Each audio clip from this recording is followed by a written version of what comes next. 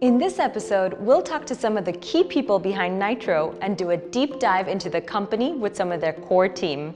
First, we'll talk to Kin Wai, chairman at iCandy Interactive and Nitro's director. Hey Kin Wai, so what sparked the idea of Nitro in the first place? For me, it was really about participation from the start, especially when it comes to individuals.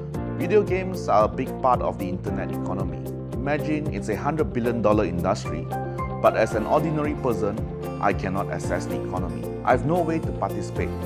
Sure, I can buy stocks in public companies, but it's difficult for an average person from outside established markets to participate. Also, through our work with iCandy Group, we realized that studios pay a large amount of money to ad networks to advertise their games. While we would rather return more value to our players and work with them to make the game better, we wanted a means for players of our games to also participate in this side of the economy, so players gain directly from playing the games that they care about. So if we look at the concept of participation all around, people should be able to participate more, both in the larger video game economy and in the process of connecting directly with the game developers. Gerald, I believe you have something to share about the participation portion as well? Oh yeah, definitely. For me, it really is about connecting people with game developers. Game developers outside of countries with more established funding infrastructure are really lacking in terms of access to capital to develop their content. The capital does tend to be more concentrated in Western countries, mainly the US, and it's also concentrated towards larger entities than promising smaller ones. Developers outside of those territories with great ideas and concepts currently find fundraising for their projects a huge challenge. Sure, we've got crowdfunding options like Kickstarter, but these have traditionally appealed more to a very specific type of game and also very specific audiences. Participation in this sense really means connecting game developers with options to fund their project, while enabling people to have a choice in terms of the games that are funded. So it sounds like you all believe strongly in the participation as a key part of the model? Yes, we do, and you'll see that participation features strongly in Nitro's model.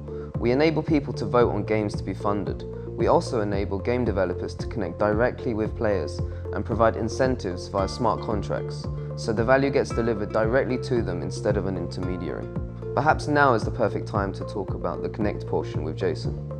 If you look at blockchain and some of the recent platform developments, including Ethereum, we now have a powerful means of connecting different parties without any intermediary and enabling transaction data to be completely transparent. What this means is that we're now able to do things like ensure players truly own the virtual goods that they've purchased, settle peer-to-peer transactions directly between a developer and players, enable players to establish their own tournaments with rewards being resolved automatically, and all the activity that I've described being recorded on the public ledger. If we tie all that data back with the process for allocating funds to a game, we're now able to truly capture all of the data involved in the full life cycle of a game, which includes all of its participants. And there's a lot of value in that. Wow, that does seem like a truly powerful piece. If I can connect that with the episode we did earlier in iCandy now has over 23 million players within its network. So there does seem to have a lot of infrastructure that you can build upon. Absolutely. We think that's how we can contribute to the ecosystem. We already have a lot of the infrastructure from iCandy. Now, it's about opening up that infrastructure to a much wider community using blockchain. It seems like we've covered a lot in this episode already. We do have to be mindful of our audience as well.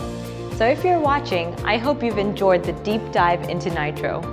We've been trying to ease you in with previous episodes, but it was only a matter of time before we covered Nitro in depth, and I'm glad that we've had the opportunity to. Thanks to Kin Wai, Gerald, Jason, and Eddie for their contributions. We'll let Kin Wai wrap it up with a closing message. At the heart of it, we are a game company. We want to empower you to participate in the video game economy. Stability is also very important when we look at the current market situation of cryptocurrencies.